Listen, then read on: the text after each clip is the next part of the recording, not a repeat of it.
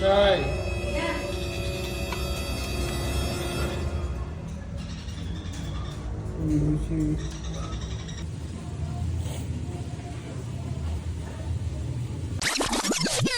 Guys, mahina si Chay. Hindi natin alam mga ano sa kanya. Ano na lang daw. Kumakaubos na nga. Yan, tapat.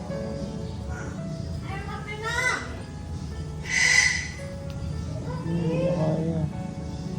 Ang dami niya tapos walang laman yung crop niya.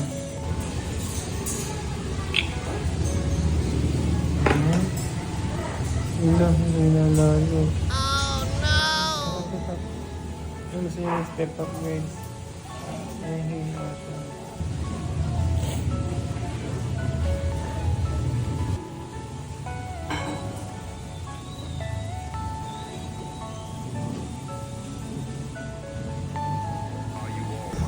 Siya mo tayo. Wala ka ito. Huwag ka mamatay ah. Chay! Oh no! Ay, ka dyan. Hindi ka na gamitin dyan. Gusto mo si Chay.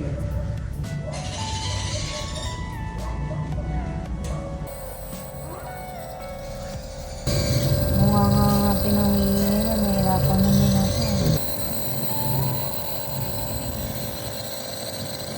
Good morning guys! So yan na, nakakagat na ulit si Chay. Kahapon mukhang patay na talaga siya. Akala ko patay na.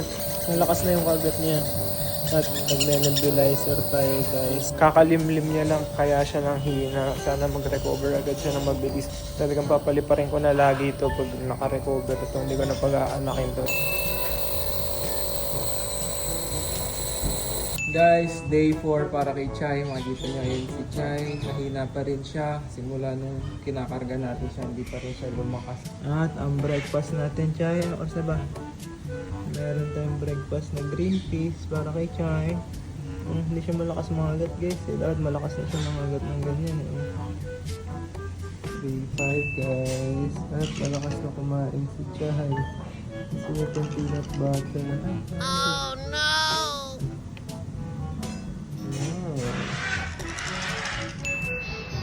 Wow, magsasalita ka pa dyan ha, malakas ka na ha.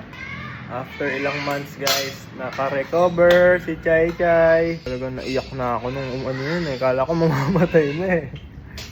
Muntik na mamatay, nabuhay.